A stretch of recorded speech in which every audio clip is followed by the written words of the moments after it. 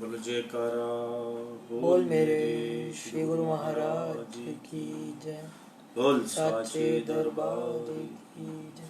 बोल अनंत निवासी भगवान की। गुरु ब्रह्मा गुरु विष्णु गुरु साक्षात परमेश्वरा गुरु पारब्रह्म स्वामी गुरुदेव महेश्वरा।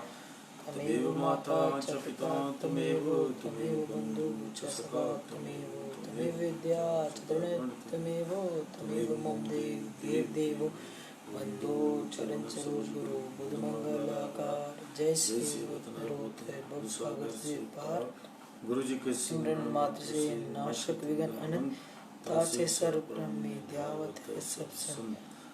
प्रकटे जगत में जीव का निस्तार में शब्द ना बनाए सुंदर जीव का को ताड़ने। अमृत और दीनता से भेंट सद्गुरु लीजिए। मैं हूँ शरणागत तुम्हारो दास अपना कीजिए। बोलो जयकारा बोल मेरे श्री गुरु महाराज की। बोल साचे दरबार।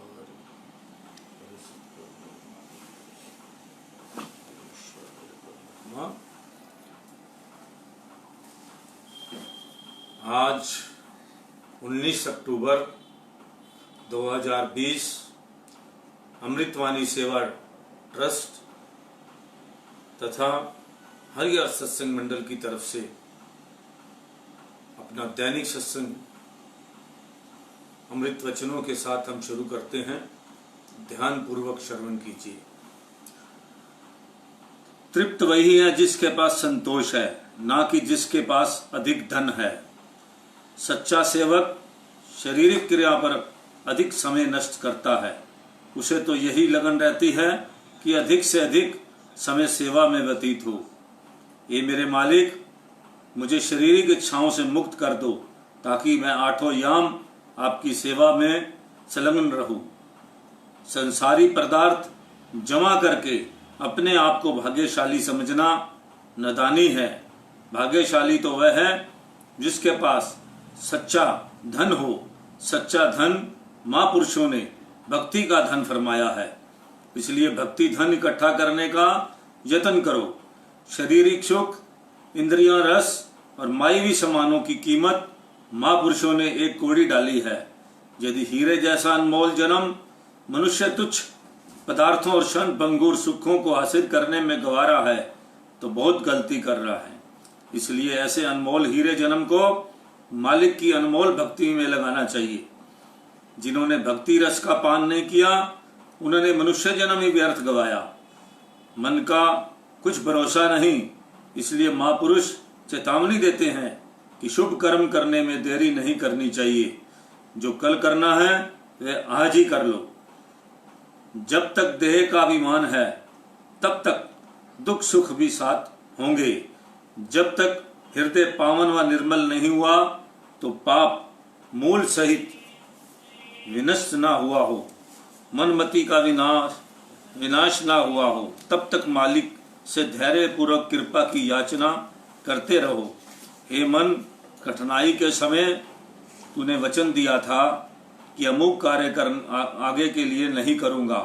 मालिक ने तेरी पुकार सुनकर तुझ पर कृपा की, परंतु जैसे ही तूने सुख का सांस लिया कि अपने किए वचन को भूल गया। ऐसे ही वचनबद्ध ना होने के कारण तू भगवान को रुष्ट कर लेता है, फिर दुखों के गर्त में जा गिरता है। हमारा चित्त स्थिर नहीं है, इसलिए हमें अत्यंत नम्रता पूर्वक मालिक से प्रार्थना करनी चाहिए कि वह हमें शक्ति दे ताकि चित्त स्थिर हो और भक्ति पथ में दृढ़ता से विचार पूर्वक लगा रहे। शरीर के सुख आराम व आलस्य में समय व्यर्थ ना गवाओ, बल्कि तन मन को सेवा में जुटा दो ताकि मन को व्यर्थ बातें सोचने का अवसर ही ना मिले। जिसे अपना भविष्य बनाने की चिंता नहीं है उसे बुद्धिहीन समझना चाहिए। पाप पूर्ण अधिक जीवन से तो पुण्यकृत थोड़ा जीवन श्रेष्ठ है। लंबा जीवन जीने का कोई फायदा नहीं अगर आपने सारी जिंदगी ये जो है अपना पाप कर्म करने हैं। इससे अच्छा है कि प्रभु का सिमरन करें, अच्छे कर्म करें, दान पुण्य करें, थोड़ा जीवन में ही अपना इस संसार से अपना मालिक के पास चले जाएं, वही ज़्यादा ठीक है। जिसे अपना भविष्य बनाने की चिंता नहीं, उसे बुद्धिहीन समझना चाहिए। बहुत सारी दुनिया में ऐसे लोग पड़े हैं, बहुत ज़्यादा तादाद है उन लोगों की जो ये समझते हैं कि कोई स्वर्ग नरक नहीं है, कोई कुछ नहीं है, कोई भगवान नहीं है, खाओ पियो मौज करो, बस इसके अलावा ये जन्म मिला है, कुछ भी करो, पाप करो, कोई पुण्य नहीं करे, कुछ सब मोस्टली मैंने आज की जो युवा पीढ़ी है 90% लोगों की थिंकिंग यही है। उसमें बहुत कम लोग हैं, मैं कई बार बड़ी गहराई से सोचता हूँ कि आने वाले टाइम के अंदर शायद एक पीढ़ी जो चली जाएगी, जो अभी 35 में है, 40 में है, जिन लोगों की उम्र है,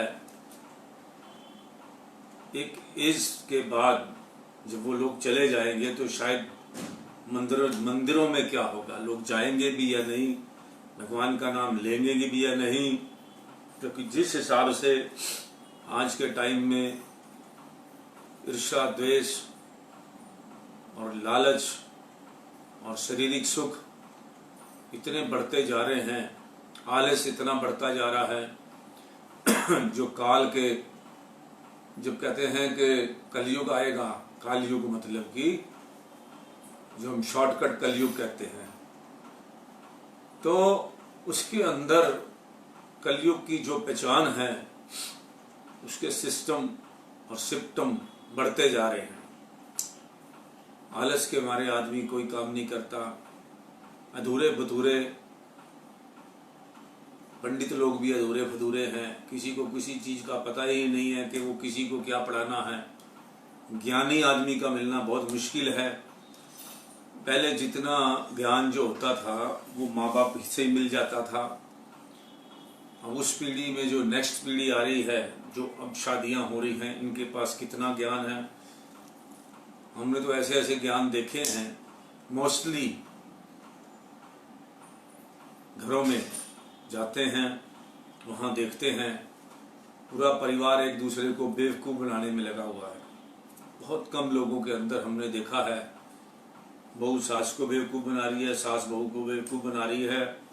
हर आदमी एक दूसरे को जो है, कोई सच्चाई नहीं है, कहीं कहीं प्यार नहीं है, मोहब्बत नाम की चीज़ नहीं है।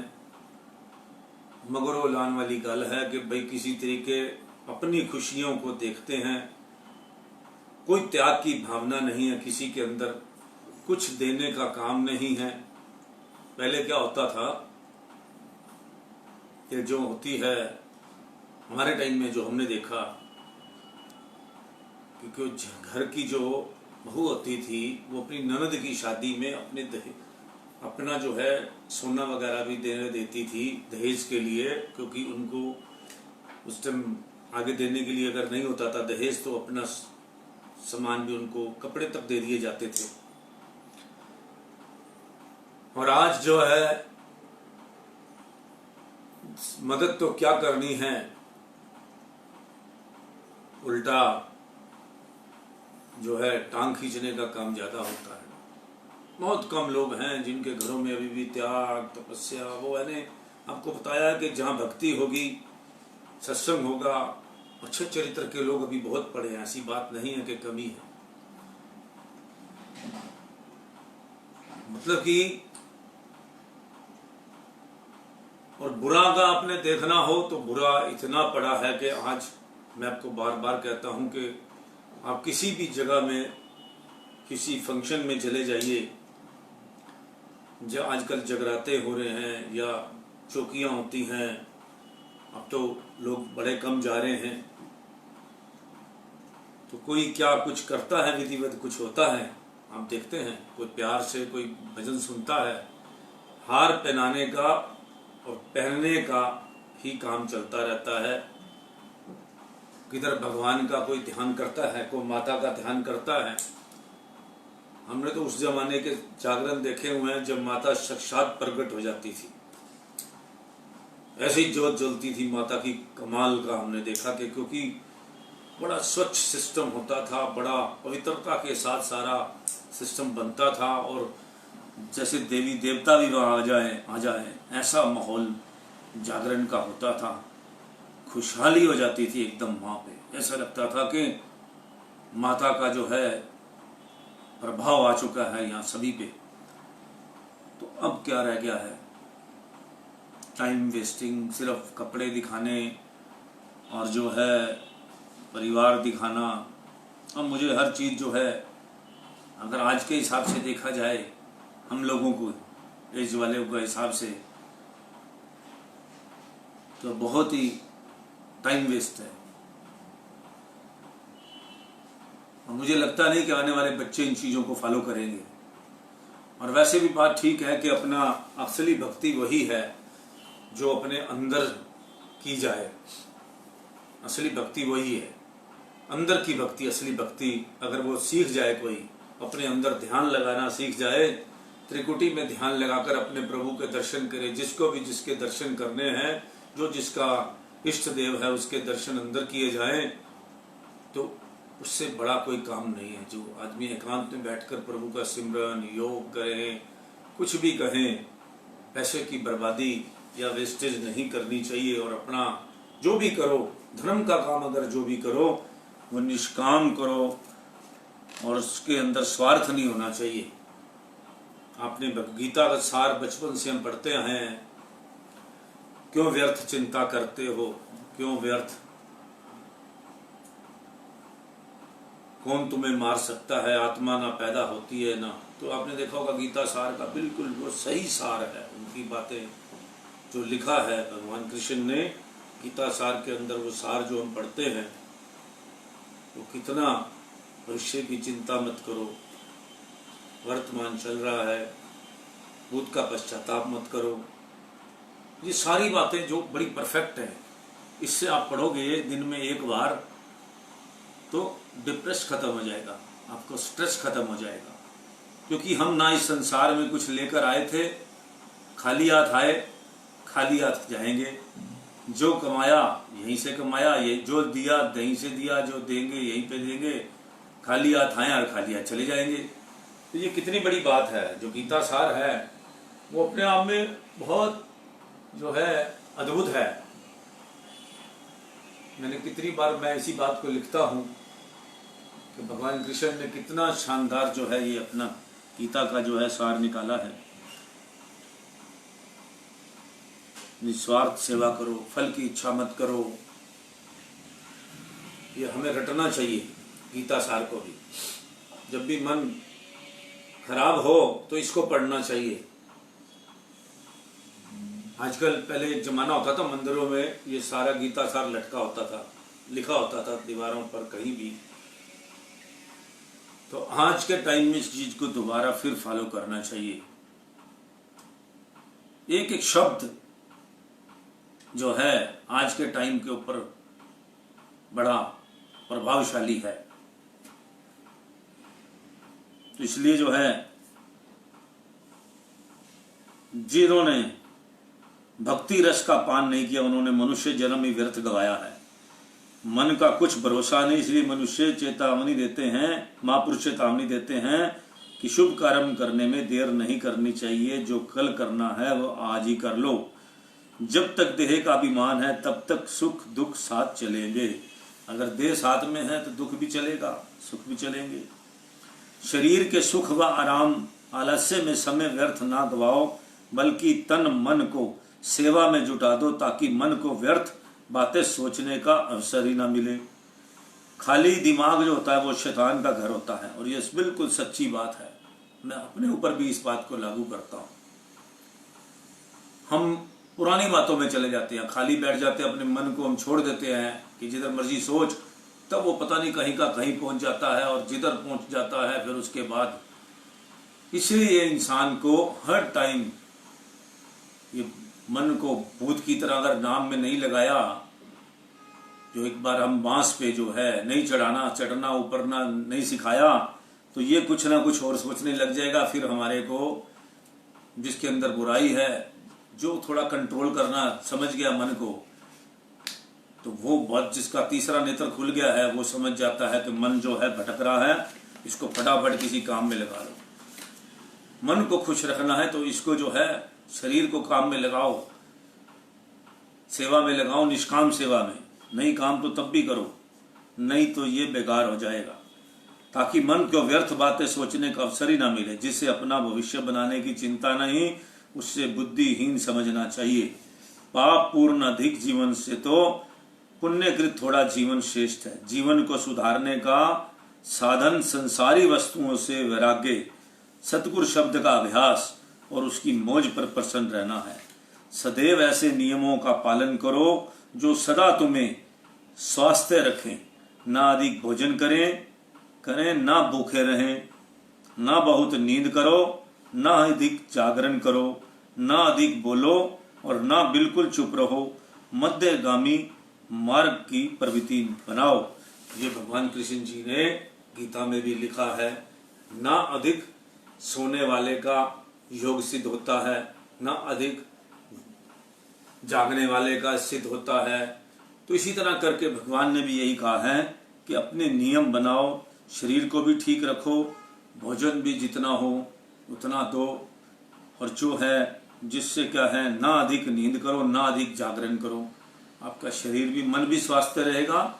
अब देखो ये 12-12, 1-1 बजे तक जो है बच्चे जो है मोबाइल पे खेलते हैं। और मैं आपको मोबाइल का एक्सपीरियंस बताऊं, मैंने भी कुछ दिन ऐसे यूज किया, बहुत टाइम से मैंने भी बंद कर दिया है। रात को चल कभी कोई जरूरी है मैसेज आ रहा है तो देख लिया, नहीं तो क्या है, ये मोबाइल आपका, ये वो मोबाइल जो है आपके मस्तिष्क को खराब कर देगा। क्योंकि हमें बहुत सारी चीजों को देखने की जरूरत नहीं है। हादसा वहां हुआ है, देख हम रहे हैं। आजकल इतनी गंदी चीजें दिखाई जाती हैं, टक्कर ट्रक की हो गई, एक्सीडेंट हो गए, रात को आदमी क्या क्या देखता रहता है फेसबुक में, क्या क्या उसके अंदर, जो हमें जरूरत नहीं है। भगवान ने हमारे लिए जो चीजें बनाई नहीं है, जो हमें कष्ट, हमारे शरीर को, हम अपने आप को कष्ट देते हैं, उन बातों को, नेगेटिव बातों को अंदर भर भर के हम अपने आप को कष्ट देते रहते हैं, नेगेटिव बातों को भर के। क्योंकि उसके अंदर बहुत नेगेटिव आता है। पॉजिटिव क्या आता है? कुछ नहीं, बधाई।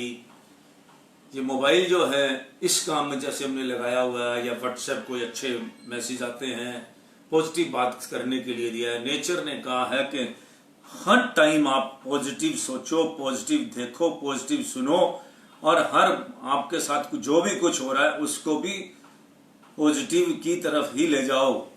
अगर आप नेगेटिव सोचने लग जाओगे, और एक बात हमेशा मन में रखो कि अगर आपके साथ आपकी किस्मत में जो नहीं लिखा वो नहीं मिलेगा, और जो लिखा है आपके कर्मों के हिसाब से मिलना है, तो तब जाके आपका सिस्टम सारा ठीक रहेगा।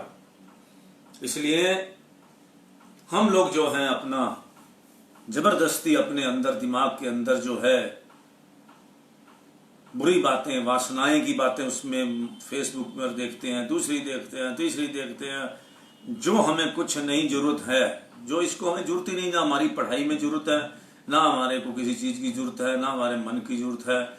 हम क्यों उन चीजों के पीछे जो अपना टाइम पूरी पूरी रात वेस्ट करते हैं।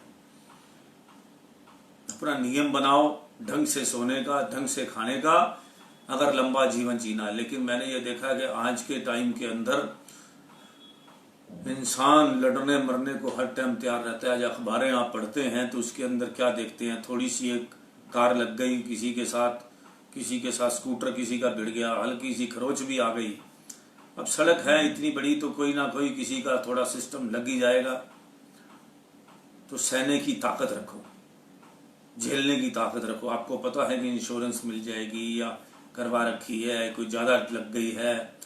सड़क पर खड़े होकर एक दूसरे इसमें आर्गू करने से कोई फायदा नहीं। मैक्सिमम प्रॉब्लम्स जो हैं सड़कों पर इसी तरह की आती है, किसी को थोड़ा लगा और आपस में उसके बाद जो लड़ाई शुरू कर देते हैं।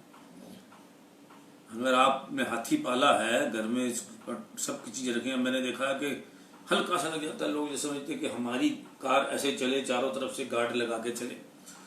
तो ऐसा कुछ नहीं है। दुनिया में चलोगे, कई अनाड़ी भी सड़क पे चल रहे हैं, कोई कैसे चला रहे हैं, किसी को हिंदुस्तान के अंदर किसी का लाइसेंस भी ऐसे ही बना हुआ है, किसी बिना लाइसेंस भी चल रहे हैं। तो अभी तक हमारा इंडिया जो है, बार बार एक बात सामने आ जाती है, कभी पूरी तरह हमारे यहाँ सिस्टम फॉलो नहीं हुआ। 70 साल 73 साल हो गए, अभी तक पूरे देश में जनसंख्या, हर आदमी का मेरे हिसाब से जैसे आधार कार्ड बना हुआ, एक कार्ड जरूर पूरे दुनिया की जनसंख्या का, लेकिन इसके अंदर विस्तृत जानकारी होनी चाहिए। काम क्या करता है, पढ़ा लिखा कितना है, खून का ग्रुप कौन सा है, इस तरह कार्ड के अंदर ये सिर्फ नाम एड्रेस से कुछ नहीं होने वाला। हर तरह की उसके अंदर जानकारी होनी चाहिए। जब भी उसका कार्ड बने उसके अंदर ये बात होनी चाहिए कि इसका बच्चे का भी बने तो ये क्या है, पूरा हर चीज उसके अंदर, ब्लड ग्रुप क्या है उस कार्ड के अंदर, बहुत कुछ होना चाहिए। लेकिन अब ये अधूरे कार्ड हैं। और पूरे दुनिया के अंदर मैंने आपको ये क्या था कि एक एक जो है हर चीज की हमारे पास काउंटिंग होनी चाहिए, गली के कुत्तों की भी काउंटिंग होनी चाहिए। तब ये देश का सिस्टम जो है वो कंप्यूटर में, जिससे क्या है हर चीज फॉलो हो सकती है। पंडित कितने हैं, दूसरे कितने हैं, काम कौन कितने, हर चीज कंप्यूटर में फिट होनी चाहिए। हर चीज का जब भी सरकार को बायोडाटा चाहिए, गरीब कितने हैं, अपर गरीब कितने हैं, हर टाइम में इस चीज का सिस्टम बदलता रहना चाहिए और जनसंख्या का सारा सिस्टम होना चाहिए। और सही आदमी तक मदद तभी पहुंच सकती है। हमारे देश में क्या है, जो जिनको मदद चाहिए उनके पास मदद नहीं पहुंचती, भूखे सोते हैं कई लोग। और जब जो है जिनको मदद 6-6 बार लोग ले जाते हैं, नहीं तो दुनिया को कई जगह अलाट हो जाती है, जमीन अलाट हो जाती है और जोगी वालों को फिर उसके बाद वो दोबारा उसी जमीन पे फिर आ जाते हैं। कोई सरकार की तरफ से रोकने टोकने वाला नहीं है। बड़ा कुछ हमारे यहाँ ऐसा है जो हम मिसमैनेजमेंट के अंदर चलते हैं। पेड़ों की पहले प्रॉपर गिनती होती थी, उसकी काउंटिंग होती थी, लिखा जाता, आजकल कोई नहीं है। बागवानी वाला नहीं है, पार्क मेंटेन नहीं हो रहे, पार्क का जो है ये पेड़ क्यों गिर जाते हैं, जब इनकी कटाई छटाई टाइम पर नहीं होती तो वेट की वजह से जो है जब थोड़ी सी आंधी आती है पेड़ गिर जाते हैं। तो कितना कुछ हमारे यहाँ मिसमैनेजमेंट है जो सिर्फ कागजों में दिखाया जाता है, जबकि ओरिजिनलिटी में सब कुछ मिसमैनेजमेंट है। जो आंकड़े कुछ और बताते हैं और जो है ओरिजिनलिटी कुछ और होती है। अगर एक आदमी कितनी बार जेल गया है, 3 बार गया, 4 बार, उसके अंदर दफाएं भी बदलते रहना चाहिए। एक आदमी सरकार के साथ फ्रॉड करके एक बार जमानत हो गई, फिर दूसरी बार हो गई, तीसरी बार हो गई, काफी पैसा लग जाता है, उसके बाद भी उसका कुछ नहीं होता, फिर वो दोबारा फिर वही काम कर रहा होता है। हमारे देश के कानून सख्त ही नहीं है कि भाई एक बार जो क्रिमिनल हो चुका है उसका सजाई अलग होनी चाहिए। जो प्रोफेशनल क्रिमिनल हो गया है वो आगे भी जो है क्रिमिनल पैदा कर रहा है, तो देश का कितना बड़ा नुकसान है। इन चीजों पर हमारा को भी होमवर्क करने की जरूरत है। हम कब सोचेंगे कि ये सारी चीजें हमारी जो है 10वीं पास कम से कम होना चाहिए वोटर को, जो जिसको समझ आ जाए कि मुझे आज के बच्चों में 10th में बड़ी समझ आ जाती है। 10वीं 10th पास होना चाहिए कम से कम वोटर, कि उसको जो है उसका सर्टिफिकेट उसके पास होना चाहिए। हमारे अनपढ़ भी, जिसको कुछ पता नहीं है उसको भी उठा लगा देंगे, सब कुछ कर देंगे। जिसको पता ही नहीं है कि उम्मीदवार कौन है, किसको जिताना है, किसको नहीं जिताना, ये अभी हमारे यहाँ कुछ भी सिस्टम नहीं है। अभी भी हमारा कहते हैं जुगाड़ से देश चल रहा है, कोई काम नहीं करना चाहता। सबसे बड़ी बात है कि देश के लिए एक फौज के अलावा किसी को मैंने काम करते नहीं देखा कि जो ढंग से काम कर सके। जो अनपढ़ है उसको क्यों वोट का अधिकार होना चाहिए, क्योंकि उसको जो है अब तो समय आ गया पढ़ाई का। अब भी पढ़े, जब हम उनको आरक्षण देते हैं, सब कुछ देते हैं, पढ़े लिख गए हैं, सब कुछ बच्चे हर लेवल के लोग पढ़ चुके हैं, उनको पता होना चाहिए कि हम जो है किसको वोट देने जा रहे हैं, कि मिसगाइड कोई नहीं कर सके। तभी अच्छे आदमी चुन के इस देश के अंदर राज करने के लिए आएंगे, तभी देश जो है एक अच्छा नागरिक भी उसके अंदर जो है हमारे वो भी जो है कुछ बोलने लायक बनेंगे। आज जिसके पास कुछ बोलने के लिए कुछ होता भी है, उनको पता है कि किन के आगे बंसरी बजानी है, भैंस के आगे बीन बजाने वाली बात है, इसलिए शरीफ आदमी, पढ़े लिखे आदमी अपनी आवाज़ को दबा के रखते हैं, वो वेट कर रहे हैं। हम भी वेट करते थे कि ये पढ़े लिखे लोग जब आएंगे, बच्चे पढ़ लिख कर बड़े होंगे, शायद ये हमारा सिस्टम को बढ़िया करेंगे। जब पढ़े लिखे बच्चे, नई जनरेशन IAS IPS ये सब बन के आएंगे, मगर नहीं, ये भी कुछ नहीं कर रहे। नए बच्चों का भी टारगेट जो है पैसा कमाना रह गया है, जबकि इतनी फैसिलिटी सरकार देती है। उनको जो है पूरी तरह सिस्टम को सुधारने में अपनी जो है एनर्जी लगानी चाहिए। चाहे वो मेरे बच्चे हों, मैं तो उन्हीं को यही सिखाऊंगा कि अपने देश को जो है एनर्जी लगाओ, अपने देश के अंदर जो है अपन को सुधारने में जिसको जो मौका मिले। मैं सभी से प्रार्थना करता हूं, जितने हमारे IAS हैं, IPS हैं, IRS हैं, तो जिसको जो मौका मिले वो किसी चीज़ को बढ़ावा, भ्रष्टाचार को बढ़ावा ना दे, क्राइम को बढ़ावा ना दे, सख्ती करे। तभी हम सब मिलकर नहीं करेंगे, जब तक इस सिस्टम को बनाएंगे नहीं, तब तक हमारा देश जो है अभी ना विकसित है ना विकासशील है, कहीं भी नहीं अटके पड़े। किसी में विकसित हैं, किसी में, कभी कृषि में हम पिछड़ जाते हैं, कभी सिस्टम में पिछड़ जाते हैं। क्यों पिछड़ते हैं? मिसमैनेजमेंट है। कभी दाल बाहर से मंगानी पड़ती है, कभी प्याज बाहर से मंगाने पड़ते हैं। इसका कारण क्या है? अभी भी माफिया राज है। क्यों नहीं सिस्टम को बड़े बड़े अच्छे इंटेलिजेंट लोगों को लगाया जाता और सभी को सिखाया जाता कि भाई ये जो है किस तरह से खेती करो, किस तरह से, कहीं तो सड़ रही है, इतना काम, इतनी प्याज हो जाता है, सड़ने लग जाता है, 2 रुपए किलो, 4 रुपए किलो। तो कि क्यों सारा सिस्टम, मैनेजमेंट सिस्टम क्यों नहीं ठीक किया जाता? क्यों ये खाद गंदी डालकर और जो है इंजेक्शन लगे हुए जो हैं, जो कैंसर करते हैं, भोजन जो अपना जल्दी उगाने के चक्कर के अंदर इंजेक्शन वाला काम क्यों किया जाता है? ये रोकना चाहिए सारे सिस्टम को। हमें हर चीज को ट्रांसपेरेंट करना चाहिए कि भाई ये गलत काम कर रहा है, क्योंकि हम मीडिया भी कोई अपना काम बिल्कुल नहीं काम निभा रहा। ये मैं बार बार कहता हूँ, उल्टा ऐसी ऐसी चीजें मीडिया को दिखानी चाहिए। कारण क्या है कि पैसे कमाने के चक्कर में अगर मीडिया रहेगा, बहुत मीडिया तो हमेशा जो है पत्रकार का काम होता है कि वो जो है गरीबी में रहे। पत्रकार को अमीर बनने की, पत्रकार का काम यही होता है, और न्यायाधीश का भी काम यही होता है। जो हमारी 4 हमारे पिलर हैं, जो कि ये अपना समाज के लिए बनाए गए हैं। अधिकारियों को भी ऐसे रहना चाहिए, लीडरों को भी ऐसा देश सेवा करनी चाहिए। 4 पिलर अगर ये सारे मिलकर सही ढंग से काम करें तो आज देखो देश की क्या हालत होगी, आप सोच भी नहीं सकते। हर आदमी अगर अपने ढंग से फर्ज निभाए तो ये हमारे अमृत वचन जो हैं यही समाप्त होते हैं। एक हमने आपको संत वाणी से कुछ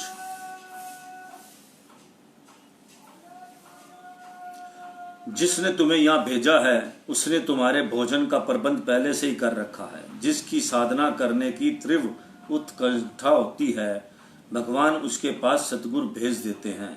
गुरु के लिए साधकों को चिंता करने की आवश्यकता नहीं पड़ती। इसका मतलब ये होता है कि लोग कहते हैं कि असली गुरु कहाँ से मिलेगा।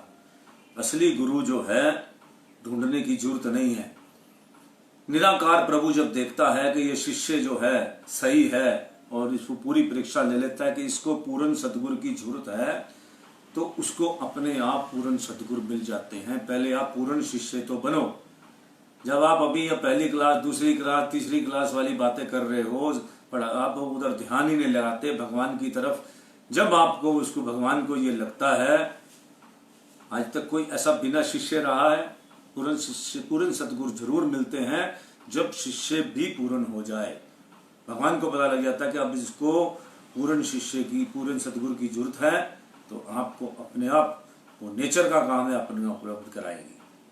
जब आप पढ़ाई की पहली दूसरी क्लास में घूम रहे हैं, इधर उधर मंदिरों में इधर उधर भटक रहे हैं, गुरु बिना गति नहीं। तो लेकिन गुरु भी तभी पहुंचा हुआ मिलेगा जब आप शिष्य भी ऐसे बन जाएंगे। मनुष्य देखने में कोई रूपवान, कोई कुरूप, कोई साधु, कोई असाधु देख पड़ते हैं, परंतु उन सब के भीतर एक ही ईश्वर विराजते हैं। अच्छे बुरे इंसान सबके अंदर भगवान सभी में है, मगर वो इतना मैल चढ़ चुकी है कि वो अपना सिस्टम को पहचानते नहीं है। वो उस मन के अधीन हो चुके हैं और उनको अपने अंदर जो बैठे हुए प्रभु का कुछ पता नहीं, उनकी आवाज सुननी वो बंद कर चुके हैं। दुष्ट मनुष्य में ईश्वर का निवास है, परंतु उसका संग करना उचित नहीं है। दुष्ट मनुष्य में जो है निवास है भगवान का, लेकिन वो मन के अधीन हो चुका है, तो उसका संग करने का कोई फायदा नहीं, क्योंकि उससे कुछ भी अच्छा प्राप्त नहीं होने वाला। साधन अवस्था में ऐसे मनुष्यों से जो उपासना से ठट्ठा करते हैं, उपासक से ठट्ठा करते हैं, धर्म तथा धार्मिकों को निंदा करते हैं, एकदम दूर रहना चाहिए। जो धर्म की, भक्ति की करने वाले की निंदा करे, उसका मजाक उड़ाए, ऐसे इंसान के पास, और भगवान का मजाक उड़ाए, ऐसे इंसान के पास कभी भी नहीं बैठना चाहिए। माया को पहचान लेने पर वह तुरंत भाग जाती है। जब पता लग जाता है कि ये माया का रूप है, क्रोध आ गया है, अंदर मन में आ गया, ओहो क्रोध तो हम गलत कर रहे हैं, कसूर हमारा है, किसी को डांट दिया है, तो माया उस भापते ही आपको लोभ आ गया, अंदर से आपकी आवाज आ गई कि भाई ये माया का रूप है, ये लोभ जो है आया है, गलत आया है, हमें करना नहीं चाहिए, क्योंकि हमारा हिस्सा तो मिल चुका है। तो उसको पता लग जाता है जब माया को कि ये मेरे हाथ में नहीं फंस रहा बंदा, तो उस टाइम वो अपने आप ही वो अपना जाल उठा लेती है। दूध में मक्खन रहता है, परंतु मथने से निकलता है। वैसे ही जो ईश्वर को जानना चाहे वह उसका साधन भजन करे। एक ज्ञान, बहुत ज्ञान अज्ञान। एक ज्ञान, एक नाम समझ आ जाए कि पूरे ग्रंथ पढ़ने के बाद जब आपको समझ आ जाती है कि नाम बिना ना ही निस्तारा, तो वो जो है नाम के बिना दुनिया में कुछ नहीं हो सकता। तो उसके बाद बहुत ज्ञानों के चक्कर में नहीं पड़ना चाहिए। ईश्वर साकार, निराकार और क्या क्या है यह हम लोग नहीं जानते। तुम्हें जो अच्छा लगे उसी में विश्वास करके उसे पुकारो। जिसके पास गुरु धारण जिन्होंने नहीं कर रखा, और जो भी किसी इष्ट देव को मानता है, भगवान उसको उसी में ही दर्शन दे देता है। अगर आप उसको अपने मन से अच्छी तरह उसको पुकारोगे तो तुम उसी के द्वारा उसे पाओगे। मिश्री की डली चाहे जिस ओर से जिस ढंग से भी तोड़कर खाओ, मीठी ही लगेगी। तो जिधर भी भगवान को, जो आपको इष्ट देव हैं, जैसे उसको याद करोगे वो अपना आएंगे। मन सफेद कपड़ा है, इसे जिस रंग में डुबाओगे वही रंग चढ़ जाएगा। कबीरा मंदा की समझाना, इधरों पट के उसका वो जो थे, कबीरा नहीं वो जो है,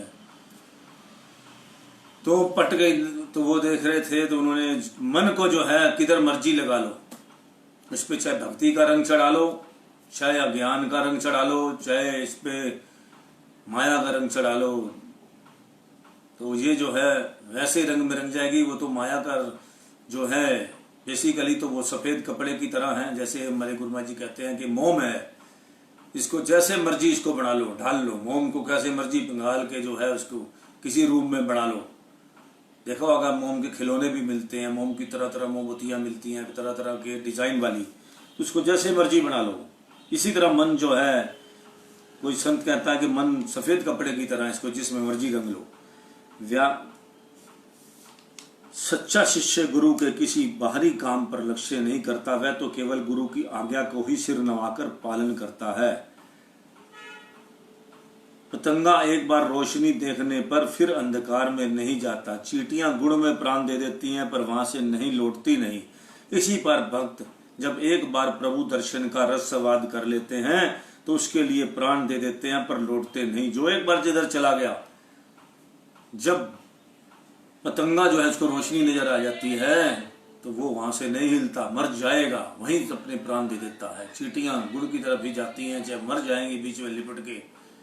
इसी तरह इंसान जब भगवान के दर्शन कर लेता है, उसकी ज्योत को देख लेता है, तो उसी में ही सम्मिलित होने के लिए अपना वही यत्न करता है।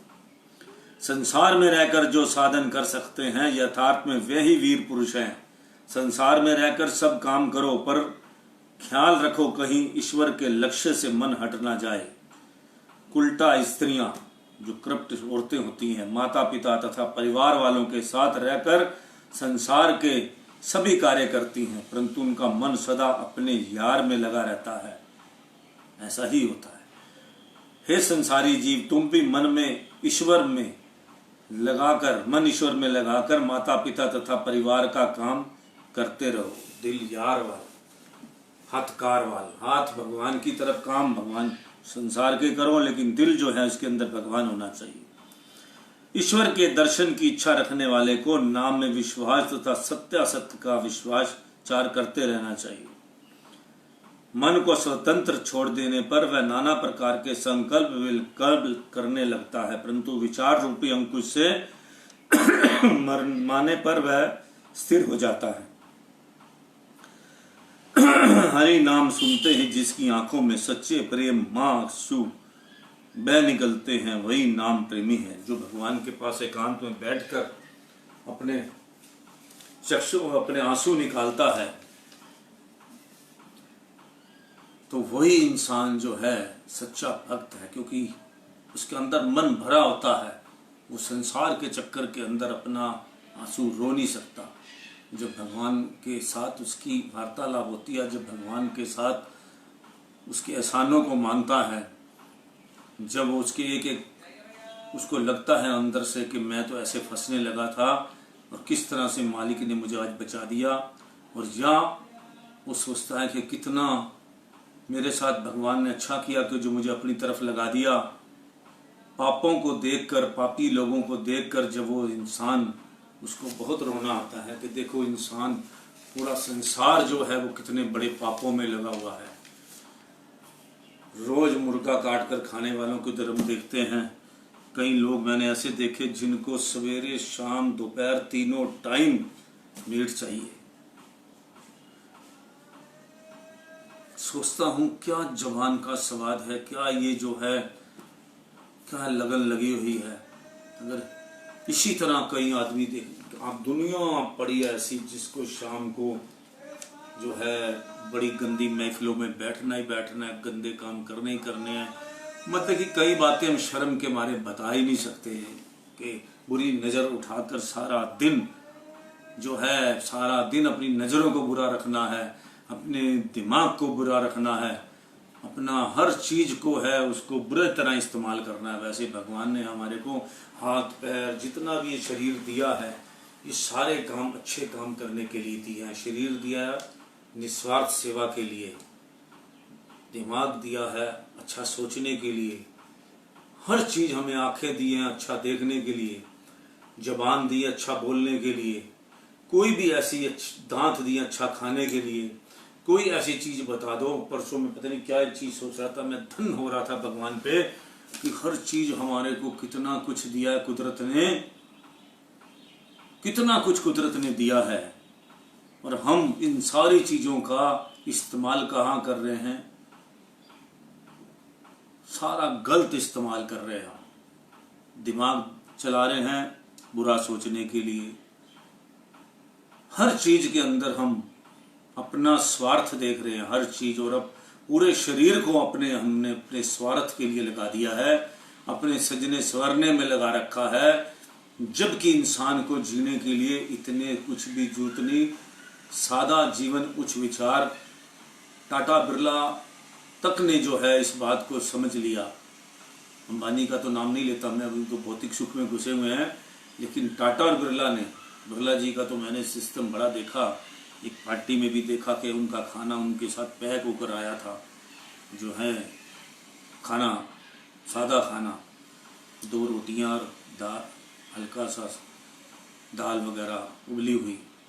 तो आज इंसान जब समझ जाता है दुनिया के अंदर, आज हम भी समझ गए हैं कि दाल फुल्का, हमारे परमहंस जी जो हैं, अभी मैं उनकी पढ़ रहा था, तो वो कितना कुछ दुनिया उनके लिए लेकर आती थी। अभी भी हमारे मालिकों के लिए जितने भी पातशाहियां हुई हैं हमारे, गुरु महाराज जी प्रथम दूसरी तीसरी जितने भी हुए इन्होंने, जितना भी दुनिया सब लेके आती थी बड़े बड़े पकवान बनाकर, तो हल्का सा जो है उसको चखते थे, बस उसको भोग लगाते थे। और परमहंस जी का तो मैंने अभी पढ़ा है, तो वो तो भोग लगाने के बाद हल्का सा कुछ भी प्रसाद आता था, उसको चखने के बाद उसके बाद वो कुल्ला करके उसको भी निकाल देते थे कि इस चीज का अंदर नहीं जाते थे, ले जाते थे। क्योंकि और अपना उन्होंने जो दाल फुल्का लिखा है, दाल चावल और दाल फुल्का खाते थे, और वो भी टाइम उन्होंने जो 2 टाइम निश्चित कर रखे थे। अभी मैं पढ़ रहा था, जस्ट अभी मैंने ग्रंथ निकाला, उसके अंदर जो है लिखा था कि जो है मालिक जो है उनका जो है दाल फुल्का या दाल चावल ये अपना निश्चित समय बना रखा था, उस टाइम अपने भोग लगाते थे। और बाकी दुनिया भर के उनके थाल भर भर के दुनिया लाती थी। परमहंस जी के टाइम की बात कर रहा हूं, उन्होंने कभी किसी चीज को, संत का काम नहीं होता। इसी तरह जो है इंसान को किसी चीज की इतना जो है, तभी वो उन चीजों के हमारा जब वो सब उन्होंने सब देखा है, तभी हमारे को महापुरुष ये समझाते हैं कि दाल फुल्का खाओ, अपना खुश रहो। और दाल फुल्के में बड़ी ताकत होती है। कितने 36 पकवान बना खा लो, तृप्ति नहीं होती। हम भी ऐसा करते हैं और उसके बाद हमें लास्ट में यही सोचते हैं कि दाल रोटी से बढ़िया दुनिया में कुछ भी नहीं है। तो इस तरह करके जो है संसार में रहकर सब काम करो, पर ख्याल रखो कि कहीं ईश्वर के लक्ष्य से मन हट ना जाए। मन को स्वतंत्र छोड़ देने पर वह नाना प्रकार के संकल्प विकल्प करने लगता है, परंतु विचार रूपी अंकुश से मारने पर वह स्थिर हो जाता है। हरि नाम सुनते ही जिसकी आंखों में सच्चे प्रेम अश्रु बह निकलते हैं, वही नाम प्रेमी है। डुबकी लगाते ही जाओ, रतन अवश्य मिलेगा। धीरज रखकर साधना करते रहो, यथा समय अवश्य ही तुम्हारे ऊपर ईश्वर की कृपा होगी। अगर आप प्रभु के नाम के अंदर सिमरन में लगे रहोगे तो आपको जो है बहुत सच्ची खुशी प्राप्त होगी, और एक दिन प्रभु प्राप्त हो जाएंगे। जिधर आदमी लग जाता है उधर जो है उसको मालिक मिल ही जाते हैं। सृष्टि की रचना द्वंद्वों से हुई है, जैसे सुख दुख, भलाई बुराई, प्रकाश अंधकार, शांति अशांति।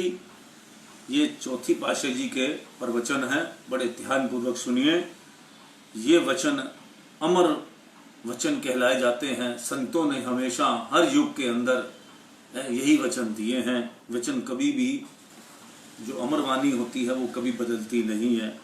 महापुरुषों द्वारा समझाने का तरीका, चाहे सतयुग हो, चाहे द्वापर हो, चाहे कलयुग हो, जो महापुरुष होते हैं, सत्पुरुष होते हैं, उनकी वाणी में कभी चेंज नहीं आता, और वो जो है सबके लिए एक जैसी होती है। सृष्टि की रचना द्वंद्वों से हुई है, जैसे सुख दुख, भलाई बुराई, प्रकाश अंधकार, शांति अशांति, परस्पर विरोधी भाव। इसी प्रकार संसार में भक्ति और माया भी 2 परस्पर विरोधी तत्व साथ साथ में काम कर रहे हैं। भक्ति प्रकाश है और माया अंधकार है। प्रकाश और अंधकार में परस्पर विरोधी आदि काल से चला आता है। जहाँ प्रकाश होगा वह अंधकार नहीं ठहर सकेगा, और जहाँ अंधकार होगा वहाँ मानो अभी तक प्रकाश की किरण नहीं पहुंची। इसी प्रकार जिस मन में भक्ति के विचार बसते हैं वहाँ माया का प्रभाव नहीं होता। जहाँ माया के विचारों का डेरा है उस हृदय में भक्ति का वास नहीं होता। प्रत्युत काम, क्रोध, मोह, लोभ, मोह, अहंकार की वहाँ प्रबलता होती है। अब विचार करने की बात है कि माया क्या चीज है, अर्थात जो मनुष्य के मन पर अधिकार करके उसके मालिक की याद से, असलियत और सच्चाई से भटका देती है, वह माया कौन सी शक्ति है। इस विषय में संतों का कथन है कि माया केवल भ्रम, अज्ञान, वहम या भूल का नाम है। इसके अतिरिक्त माया का वास्तविक रूप और कुछ भी नहीं। यह भ्रम, अज्ञान अथवा प्रमाद का एक आवरण मात्र है जो मानव की बुद्धि पर पड़ गया है। जहां तक मानव इस आवरण के नीचे दबा है और भूल भ्रम का शिकार है, तभी तक उस पर माया का प्रभाव है। वस्तुतः कोई चीज ना होते हुए भी माया जीव को प्रबल प्रतीत होती है। इसका अस्तित्व कुछ भी नहीं, फिर भी जीवात्मा पर इसमें अपना अधिकार बना रखा है। अब यह भूल और भ्रम क्यों कर दूर हो और माया का यह आवरण मनुष्य को मन बुद्धि से कैसे हटा सकता है, यही विचार करना है। माया कुछ न होते हुए भी कैसे भासती है। जैसे कि सबने देखा सुना होगा कि मरुस्थल में मृग तृष्णा का जल दिखाई देता है, जो वास्तव में होता नहीं परंतु भासता है। जब आप मरुस्थल में जाते हैं, रेतीले रेगिस्तान में, तो वहां पर ऐसे दूर दूर से ऐसे लहरें बनी होती हैं जैसे यहाँ पर पानी होगा, लेकिन जब पास में जाते हैं तो वहां कुछ भी नहीं होता, वहां रेती रेत होती है, जो वास्तव में होता नहीं किंतु भासता है। वह इस प्रकार की जब दोपहर के समय सूर्य और प्रचंड किरणें मरुभूमि पर पड़ती हैं, तब बालू के कण इस प्रकार चमकते हैं, दूर से देखने वाले को वहां रेत के स्थान पर जल की ठाठे मारती नदी अर्थात सरोवर का आभास होता है। इसी को मृग तृष्णा कहा जाता है। उस समय ऐसा भान होता है मानो कोसों तक जल ही जल परिव्याप्त है, परंतु वास्तव में जल कहीं नहीं होता। वन का तृष्णकुल हिरन दूर से जल को देखता है और पिपासा शांत करने के लिए, अपनी प्यास शांत करने के लिए विचार से उलझी और दौड़ता है।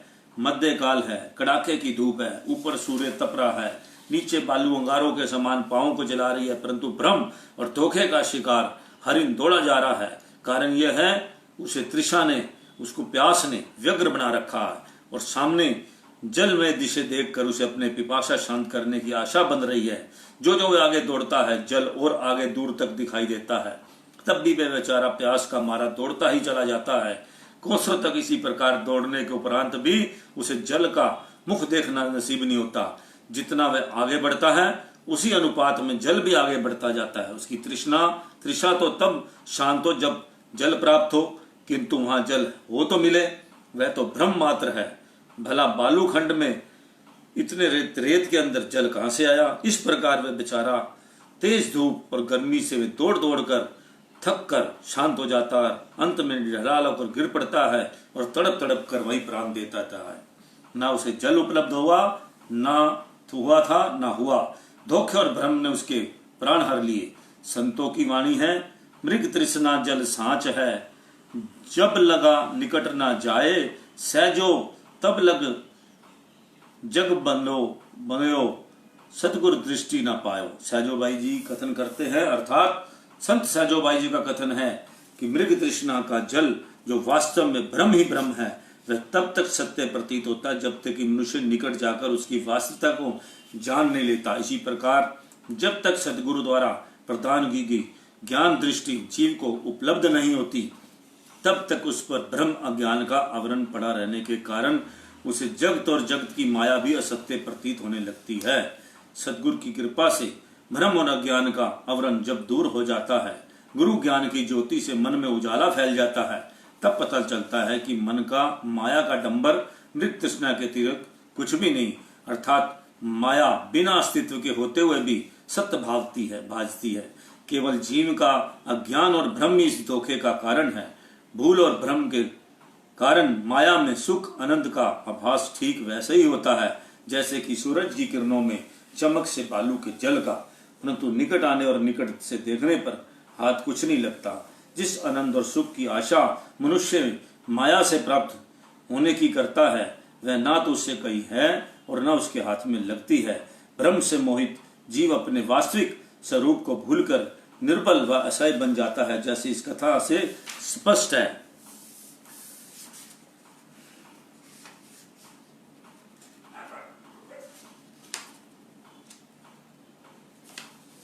किसी जगह कुछ किसान एक खेत काट रहे थे। खेत प्राय गांव से पर्याप्त दूरी पर ही होते हैं। यह खेत भी गांव से अति दूर घने जंगल में था, जहां की वन्य पशुओं का भय सदा रहा करता था। अतः किसान लोग समय से पूर्व घरों को लौट जाया करते थे। उस दिन भी खेत अभी पूरा न कटने पाया था कि सायंकाल हो आया। खेत के मालिक ने सोचकर कि धुंध का धुंध का फैलने से पहले ही कटा हुआ खेत समेट लिया जाए और सब घरों को लौट चले। खेत काटने वाले को उच्च स्वर में कहा कि सब लोग अपना अपना काम बंद करें और फसल समेट लेने की चिंता करें, क्योंकि अब संध्या के आगमन का समय हो चुका है। यदि संध्या आ पहुंची तो बड़ी कठिनाई का सामना करना पड़ेगा। यह घोषणा सुनकर सब किसान जल्दी से जल्दी अन्न के गठड़े बांधने और चलने को तैयारी करने लगे। संयोगवंश वन का एक शेर भी उस खेत के निकट घनी झाड़ियों में उपस्थित था। जब खेत के मालिक ने 2-3 बार किसानों को पुकार कर संध्या के आगमन के लिए सचेत किया और उसकी पुकार पर सब लोग चलने को तैयार होने लगे, तो यह सब सुनकर शेर को बड़ा चंबा हुआ। उसने मन में सोचा कि लोगों को प्राय यह कहते तो सुना है कि शेर की आने की आशंका है, इसलिए निकल भागो, मगर यह कभी नहीं सुना कि संध्या आने वाली है, जल्दी चलो। हो ना हो ये संध्या अवश्य कोई भयंकर जंतु है जिससे किसान इतने भयभीत हैं। कदाचित संध्या नाम की यह बला मुझे भी अधिक बलवान एवं भयानक लगी होगी। इससे इतने में शेर ने यह भी देखा कि सब किसान अपने सिरों पर गट्ठे लादकर गांव की ओर चल रहे हैं। अब उसे ध्यान आया कि यहाँ खेत के निकट मैं अकेला हूँ, कहीं ऐसा ना हो कि संध्या नामक भयंकर बला मुझ पर ही आन झपटे। यह विचार आते ही वह भी एक और घनी झाड़ियों की ओर भाग निकला। आशय यह है कि जितना शीघ्र हो सके वह छिप जाऊं और जहां संध्या पहुंच सके, तथा उसने एक झाड़ी में आश्रय ले लिया। इधर संयोग ऐसा हुआ, उसी दिन गांव में कुम्हार का गधा गुम हो गया। वह उसे रात्रि समय तक खोजता खोजता उस झाड़ियों के समीप पहुंचा। अत्यधिक अंधकार में उसने झाड़ी में डूब के एक जानवर को देख लिया। तनिक और भी निकट जाकर उसका ढील डोक देखने से कुम्हार का संदेह निश्चय में बदल गया। हो ना हो यही मेरा खोया हुआ गधा है। अतः वह बेखट के आगे बढ़ा और झाड़ी में डूब के शेर को अपना गधा जान कानों से जा पकड़ा। अंधेरा था, अंधेरे में उसने सोचा कि ये शेर जो है यही मेरा गधा है।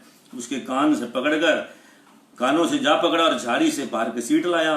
खुले मैदान में लाकर भय से थर-थर कांपते शेर की पीठ पर उसने रोषपूर्वक 2-4 डंडे जमा दिए और बोला, कमबख्त तू कहाँ जा छिपा था? इधर मैं तुझे ढूंढ ढूंढ कर हलकान हो गया हूँ, थक गया हूँ। वो उसको गधा समझकर शेर को उसने डंडे भी मार दिए। कहाँ कहाँ न तेरे लिए मैंने मारा फिरा और तू है कि आराम से यहाँ आकर छिप गया है, इतना क्या है? और उसकी पीठ पर सवार होकर लट से हाँकता हुआ गांव की ओर चला। संध्या के भय से सिंह सहमा हुआ तो पहले से था, अब तो सासा कुमार के आप पकड़ा तो समझा कि अब तो मैं संध्या के पंजे में फंस गया हूँ। अब तो वो तो संध्या से डरा हुआ था कि संध्या संध्या सब कर रहे हैं, ये संध्या आ गई, इसने मुझे पकड़ लिया। अब तो जान गई कि भाई गई, इस बला से अब छुटकारा होना कठिन है। इस प्रकार भ्रम भ्रम का मारा शेर भी चुपचाप कुमार के साथ चला आया। घर आकर कुमार ने उसे खूंटे से बांध दिया और सो गया। शेर चुपचाप वहीं बंधा रहा। मुंह अंधेरे कुमार उठा और गधे को साथ लेकर मिट्टी लाने के लिए चला। वहां उसने मिट्टी खोदी, बोरे में भरकर उस पर लादी और गांव की ओर लौटा। इतने में प्रातः का उजाला फैलने लगा। कुमार स्वयं भी उसकी पीठ पर मिट्टी के बोरों के साथ ऊपर बैठा हुआ था। गांव के निकट पहुंचने को ही था कि उजाले में उसकी दृष्टि गधे पर गई, परंतु तुरंत उसे अपनी भयंकर भूल का पता चल गया। इधर शेर को भी उजाले की सहायता से सत्यता की जानकारी हुई कि संध्या नहीं प्रयुक्त कोई मनुष्य कृति है जो उसकी पीठ पर सवार होकर लठ बरसाई जा रही है। प्रकाश के माध्यम से वास्तविक रहस्य खुला और सिंह का भ्रम, शेर का भ्रम जाता रहा। मनुष्य जो मेरा भोजन है वह मेरी पीठ पर सवार हो और मुझे डंडों से मारे, गजब ही तो हो गया। यह विचार कर शेर ने भयंकर गर्जना किया। कुम्हार को कुछ कुछ संदेह तो पहले ही हो चुका था, अब शेर की गर्जना से उसका संदेह पूर्ण निश्चय बदल गया और वह उसे मिट्टी के बोरों सहित वहीं छोड़कर तुरंत उसकी पीठ से कूदा और वह भागता हुआ दृष्टि से ओझल हो गया। सिंह की जान आपस से छूटी, वह भी प्रसन्नता पूर्वक वन की ओर चल पड़ा। जब तक अंधकार था सिंह का मन भय भ्रम से अछंदित था, परंतु प्रकाश फैलते ही भय भ्रम दूर हो गया। इस प्रकार जीवात्मा भी सत चेतन और अनंत स्वरूप सर्वेश्वर का अंश होकर अज्ञान अंधकार से आवृत होने के कारण मिथ्या भ्रम का शिकार है। संध्या नामक ना कोई भयानक जंतु था और ना है। वह तो केवल सायकाल का पर्यायवाची शब्द है, परंतु भ्रम अज्ञान के वंशुभूत होने से सिंह सब प्रकार से बलिष्ठ एवं समर्थ होता हुआ भी उससे भयभीत रहकर थर थर कांपता रहा और कुमार के डंडे खाता रहा। इस प्रकार जीवात्मा भी माया के भ्रम में पड़ा अकरण काल की मार खा रहा है। माया ना तो चीज है ना होगी, एक मिथ्या भ्रम वही जीव ने सत्य मान लिया है और उससे प्रभावित होकर स्वयं को दुखी बना बैठा है। अज्ञान अंधकार के कारण भ्रम दूर नहीं हो सकता। गुरु ज्ञान की ज्योति के बिना अज्ञान की इस अंधकार का नाश होना असंभव है। सतगुरु के परिचय बिना भरमत फिरत अबेर, सूरज के निकसे बिना कैसे मिटे अंधेर। श्री कबीर साहब का कथन है, संतों का कथन है, जब तक सतगुरु से सत्य को परख प्राप्त नहीं हुई, जब तक जीव मार्ग से भूलकर भटकता फिरता है। जिस प्रकार सूर्योदय के बिना रात्रि का अंधकार नष्ट नहीं हो सकता, वैसे ही गुरु ज्ञान के बिना जीव के मन में सत्य की ज्योति प्रकाशित नहीं हो सकती। ना ही मोह माया का प्रबल अंधकार नष्ट होकर वह सुखी हो सकता है। जब तक संत सतगुरु का परिचय प्राप्त ना हो, अर्थात अंत सतल में जब तक सतगुरु का शब्द और ध्यान न बस जाए, तब तक अज्ञान और मोह का अंधकार तथा काम क्रोध मोह तथा अहंकार से मुक्ति प्राप्त नहीं हो सकती। सच्चे सतगुरु का मिलन बड़े भाग्य से होता है और चित्त में उसका पवित्र ध्यान दृढ़ होना परम सौभाग्य का सूचक है। जब सतगुरु का ध्यान दृढ़ होगा, तभी काम क्रोध आदि से छुटकारा और सुख शांति की उपलब्धि होगी। बोलो जयकारा, बोल मेरे श्री गुरु महाराज की जय। तो आज हमें यहीं तक ही जो है अपना चौथी पातशाही जी के वचन सुनाए हैं। सीधी सी बात है, ये जो इतनी आपने मालिकों के प्रवचन सुने, सीधा कथन है कि हम जो माया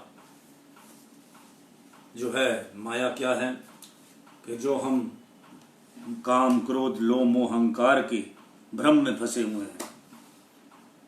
अगर इसको समझो तो बड़े भयंकर सिस्टम है ये। जैसे वो संध्या से डरे हुए थे शेर जो है इतना, इसी तरह हम भी बहुत ताकतवर हैं, ईश्वर के अंशी हैं। हमारे अंदर भी उतने गुण हैं जितने ईश्वर के अंदर हैं। हम भी इन लोगों को हरा सकते हैं, मगर हम जकड़ चुके हैं। हमारे ऊपर इतना ज्यादा मोह ममता और ये जो है उसके अलावा भी ब्रह्म ज्ञान में फंसे हुए हम इतने ज्यादा, हम जो है ब्रह्म ज्ञान किस तरह के वहमों में फंस गए हैं। गुरु नानक देव जी ने आकर भी हमें वहमों से बाहर निकाला था। अब हमारे बार बार जो हमारे गुरु हमें इन चीजों से निकालने की कोशिश करते हैं कि ये ब्रह्म ज्ञान जो है इससे निकलो, मगर हम लोग जो हैं इससे निकलते नहीं हैं। और भी कई तरह के हमारे को विकृतियां हैं, काम वासना, इतना जो है हम जो हमारी कर्म इंद्रियां हैं उसके हम जो हैं मुंह नाक मुझे जो हम सुनने वाली हैं, यहाँ से हम क्या सुनना पसंद करते हैं, जो है उस तरह से सारी पांचों जगह से हम क्या सुनते हैं, हमें क्या अच्छा लगता है, हम उस चीजों की तरफ मुड़ गए हैं और हम हर तरफ से जकड़े पड़े हैं। आप देख ही रहे हैं, शुद्ध हम बोलते नहीं, अच्छा सुनना हमें पसंद नहीं, निंदा चुगली की हमें आदत पड़ चुकी है। जब तक हम किसी का बुराई ना सुन ले, हमारे को जो है हमारे कानों को अच्छा नहीं लगता। जब तक हम 2-4-5 किसी को गालियां या क्रोध ना कर लें, तब तक हम जो है हमारी रोटी नहीं पचती। ऐसी बड़ी दुनिया पड़ी है। आप देखो, जब सड़क पे निकलोगे किसी को हल्का सा कुछ करके तो देखो। और मैं तो एक बार क्या हुआ, बहुत पुरानी बात बताता हूँ।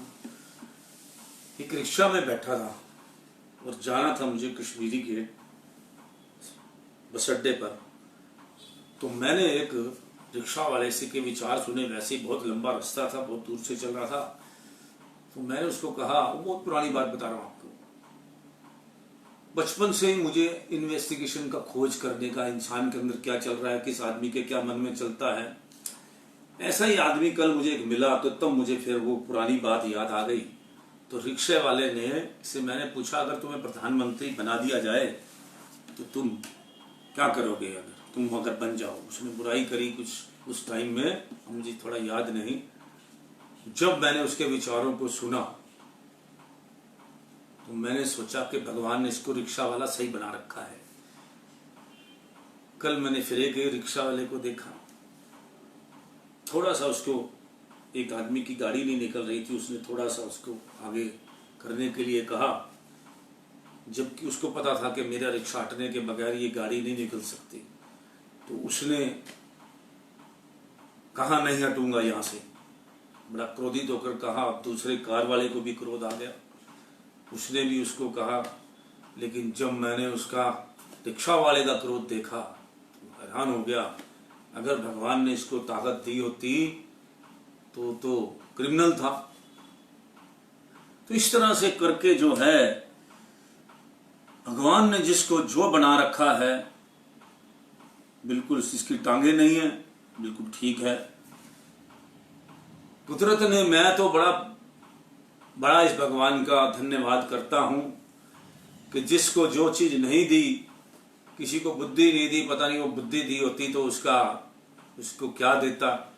किसी का अहंकार देखकर मुझे ये लगता है अभी तो इसके पास कुछ है नहीं, अगर ये होता, इसके जिम में भगवान ने समझो कि राशन बांटना भी लगाया होता तो ये तो किसी को देता ही नहीं, इतना राशन इतना देता जितनी ये गालियां देता।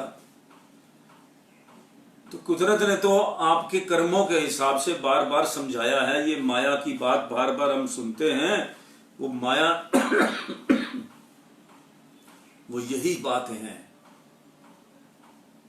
कि हमें जिनको अगर अकल आ गई है, ज्ञान आ गया है, तीसरा नेत्र खुल गया है, वो तो अपना जो है प्रभु के सिमरन का नाम लेकर अपने आप को खुशी मनाए कि हे प्रभु, तुमने अपने आप को, पता है कि ये जो गुरु भी मिलते हैं तो ये कई जन्मों के, हम, इसका मतलब कि हमारे को पूर्ण सदगुरु मिले हुए हैं।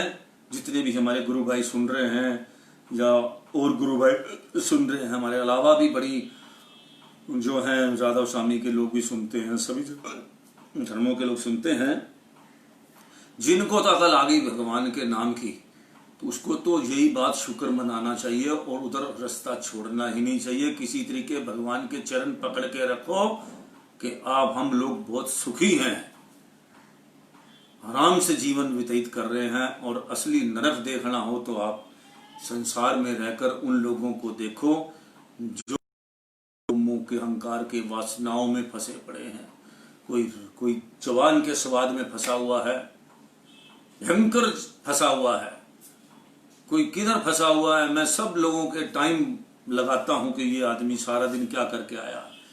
आप देखो, ज्यादातर एक आदमी बिजनेसमैन है, सारा दिन झूठ बोल के आता है दुकान पर। वो अगर दुकानदार है तो वो कहेगा अच्छी अपनी चीज बेचने के लिए, चलो वो तो एक पेट कमाने वाली बात है, उसका तो झूठ, उसमें किसी का नुकसान नहीं है। लेकिन उन लोगों को देखो जो नुकसान करके अपना पैसा कमाते हैं, दूसरों का नुकसान करके धन कमाना, दूसरों को मतलब कि किस किस तरह से तंग करके जो है, उस धर्म में बरकत कहां से आएगी। जो आप दुनिया को परेशान करके धन कमा के लाओगे, किसी का खून चूस के लाओगे, किसी का घर बेच के, कई लोग जो हैं बड़े बड़े गंदे काम पड़े हैं जिससे लोग धन कमाते हैं। और वो पैसा कहाँ लगेगा आप बताओ? वो पैसा लगेगा बीमारियों में, शरीर के अंदर कष्ट आएंगे, उस कष्ट में अस्पताल में दाखिल रहोगे। और वो कष्ट भी शरीर में भगवान फिर उसको 3 तरह के काम करता है। एक तो उसको पता ये, अगर ये बीमार अस्पताल में दाखिल रहेगा तो लोग भी बचे रहेंगे इसके दुखों से, कई दिन ही उसको बीमार, भगवान ये लंबी लंबी बीमारी वाले लोग पड़े हैं, इनको कोई ना कोई तो कारण है ना, हर बात के पीछे कोई ना कोई कारण है। कोई 1 साल अस्पताल में पड़ा है, कोई 2 साल से पड़ा है, बड़े बड़े लोगों को कैंसर पड़े हैं, किसी को कुछ पड़ा है, कोई पुराने टाइम के कर्म काट रहा है, कोई अब के काट रहा है, कोई और आगे के काटेगा। और कई कई लोगों के एक्सपेरिमेंट देखते हैं कि भगवान ने कितने घर में अच्छे जन्म दिया। आप भी सोचो, कई हमारे एक्टर भी ऐसे हैं कि कितने अच्छे घर में जन्म दिया, कितने अच्छा परिवार मिला, उसके बाद अपने कर्मों के हिसाब से गलत उसके अंदर पड़ के किस तरह से उन्होंने अपनी जिंदगी खराब कर ली और उसके बाद अब मरने की तैयारी हो रही है। अब भगवान ने बुलाया है कहाँ भेजेगा, कैसे भेजेगा, काटना तो सबको पड़ेगा। कितने भी आप जिसकी 60-70 साल उम्र हो गई है, वो उन लोगों को देखे जिन लोगों ने दुनिया में बुरे कर्म किए, आज वो कहाँ हैं, स्टैंड करते हैं। और उन लोगों को भी देखो जो अच्छे कर्म जिन्होंने किए, वो स्टैंड कहाँ करते हैं। तो किसी तरह से लोगों को जो है देखोगे तो हैरान हो जाओगे कि जो जिन लोगों ने अपना जिंदगी तरीके से नहीं गुजारी, मैंने बहुत लोगों को ऐसा देखा है जो बरकत वाला पैसा नहीं है, जिन्होंने वो अपने तक ही, उन तक ही पैसा हुआ, खुद ही कमाया और खुद ही उस पैसे को लास्ट खत्म करके चले गए, बेच बाच गए या बीमारियों में लग गया या कहीं लग गया। जो पैसा अगली पीढ़ी तक गया जाता है, वो धन वो जाता है, उसका इस्तेमाल तब होता है जब वो धन पवित्र किया हो, दान दिया हो, अगली पीढ़ी तक धन हो जाता है। 7 पीढ़ियों धन तो वो जाता है जिसमें धर्मार्थ किया हो। धर्मार्थ से अब थोड़ा बहुत बिजनेस के लिए तो आदमी आटे में नमक झूठ बोलता है, उसका भगवान भी इस चीज को कहते हैं, क्योंकि बिल्कुल सच्चाई बोलकर तो आपका कभी भी काम नहीं चल सकता। बिजनेस करना है, दुकानदारी करनी है, अच्छा तो अपनी चीज को बताना ही पड़ता है। तो ये तो होगी, और दूसरे को परख भी होती है, क्योंकि लेने वाला भी फिर बार्गेनिंग करता है। तो उसके लिए तो बिजनेस के लिए तो हमारे ग्रंथ में भी लिखा है कि इतना तो चलता है। लेकिन जिन्होंने बिल्कुल ही जिसका नुकसान करके कमाया हो, बड़ा प्रॉपर्टी के कब्जे करके, सरकार को लूट कर, वो कहाँ जाता है सारा सिस्टम, बड़ा लूटा हुआ सब कहाँ जा रहा है। अब बड़े बड़े जो लंदन भाग गए हैं या कई भाग गए हैं, उन लोगों की हालत देखो। वो भौतिक सुख के लिए उनको रोज वासनाओं के लिए नई एक लड़की चाहिए, सिस्टम चाहिए, गंध चाहिए, सिस्टम चाहिए। उन्होंने अपने आप को किस तरह से, अपने बच्चों को भी किस तरह से बर्बाद कर दिया। देश लूट लूट कर उधर कईयों ने तो अपने होटल खोल रखे हैं, जिनके पास स्कूटर नहीं थे। ऐसे ऐसे लोगों को देखा कि देश को लूट कर कैसे कैसे लोगों ने, मैं ऐसे ऐसे मतलब कि किस किस का नाम ले आऊं, तो कैसे देश को लूट लूट कर गलत कामों से आज उन्होंने रियल एस्टेट बन गए, कोई बन गया, कोई बन गया। दुनिया को भ्रष्टाचार के पैसों से आज बड़ी बड़ी बिल्डिंगें बड़ी बड़ी हैं, उनका कोई कुछ नहीं हुआ। भ्रष्टाचार का पैसा कहाँ लगता है, वो ऐसी जगह ही लगता है और लोग खा जाते हैं। एक आदमी था, उसके पास जो है रिश्वत का पैसा इकट्ठा होता था, उसका एक्सीडेंट हो गया, मर गया वो। अब उसको कौन देगा, सारे पैसे रिश्वत जो इकट्ठे की थी वो खत्म हो गए, कहीं का कहीं रह गए। अब बीवी बच्चे छोटे हैं, उसको कौन थोड़ा देंगे। इसी तरह के बड़े किस्से हैं, बड़े लोगों के ऐसे ऐसे पैसे रिश्वत के और चोरी चाकरी के पैसे डूब जाते हैं। अभी एक और मर गया, उसके पैसे का हिसाब भी कहीं नहीं है। इसी तरह बड़े बड़े सिस्टम जो है, लोग पैसा कहाँ लगाते हैं। ये नंबर 2 का ये सिस्टम सब लूटपाट का काम जो होता है वो कहाँ जाता है, लास्ट में कोई नहीं बचता। इसीलिए भगवान बार बार इसके अंदर लिखते हैं, संतोष कर लो, जितना कमाओ। क्या आप एक चीज सोचो, क्या आपके बच्चे हुए हैं, वो अपनी किस्मत लेके नहीं आएंगे? क्या उनकी किस्मत में कुछ लिखा नहीं होगा काम कुम करना, या वो निकम्मे ही पैदा होंगे? आप ही सिर्फ किस्मत वाले हो, क्या को कर्मयोगी नहीं बनेंगे? अगर आप उनको अच्छे संस्कार दोगे तो क्यों नहीं कर्म करेंगे अच्छा? आप उनको जब बताओगे कि मेहनत करके काम करना है, अच्छे काम करके, दुनिया के जो हैं, जो हमारे भगवान ने इतने काम बनाए हैं दुनिया के, पढ़ लिख कर अपना जॉब करो या पढ़ लिख कर अपने काम खोलो, बिजनेस खोलो, कुछ भी करो, तो आप उसकी तरफ मेहनती बनाओगे या आलसी बनाओगे? आप बनाओगे ना, इतना ही आप कर दो, बस बच्चों के लिए इतना ही कर दो। आप कमा के उनके लिए ढेर लगाने की जरूरत नहीं है। अगर वो अच्छे निकल आए, उनके संस्कार आपने बना दिए, तो अपने आप कमा के और आपको भी सुखी कर देंगे। वो संस्कार अच्छी होने चाहिए उनके, अगर वो आपको इतना सुखी रखेंगे कि आप पूछो भी मत। और जिनको आपने सिखाया ही कुछ नहीं, खुद भी आलस में पड़े रहे और बच्चों को भी वही आलसी वाले काम सिखा दिए, तो वो बताओ क्या करेंगे? वो आपको भी, ना आप सुखी रहोगे ना उनको आपने कुछ दिया। पैसा देने से क्या हुआ? ऐसे बहुत सारे पैसे देने वाले थे जो अपने बाप के पैसे को भी नहीं संभाल सके, संभालना तो क्या है, उस पैसे को वो ढंग से नहीं खर्च सके और बर्बाद कर दिया सारा। बहुत लोग ऐसे हैं जिन्होंने पैसा मिला, संस्कार नहीं मिले, वापस में लड़के परिवार कई मर गए, अभी तक लड़ रहे हैं। बहुत सारे लोग जो बाप पैसे छोड़ गया, कोई 100 करोड़, कोई 200 करोड़, कोई 500 करोड़, बड़े बड़े लोग छोड़ गए और बच्चे पीछे से, उनको कमाने की जरूरत नहीं है। वो प्रॉपर्टियां डिस्प्यूटेड हो गई, दुनिया ने कब्जा कर लिया, उन्होंने देखा मूर्ख बच्चे हैं, उनको अपने फंदे में फंसा लिया, खत्म हो गया। क्योंकि संस्कार नहीं दिए, आपने प्रॉपर तरीका चैनल नहीं बताया, बस उनको कहते रहे कि तुम अपना मौज लो, तुहानू की लोड़ है कमान दी, तुहाडे वास्ते इन्ना छड़ जावांगे कि तुसी सारी जिंदगी खाओगे बैठ के। अब बैठ के खाने से क्या हो जाएगा, उनको ये पता नहीं है माँ बाप को कि बैठ के खाना कितना बड़ा जुर्म है। उसके अंदर विकृतियां पैदा हो जाती हैं, बैठ के खाने वालों के पास नशे लग जाते हैं।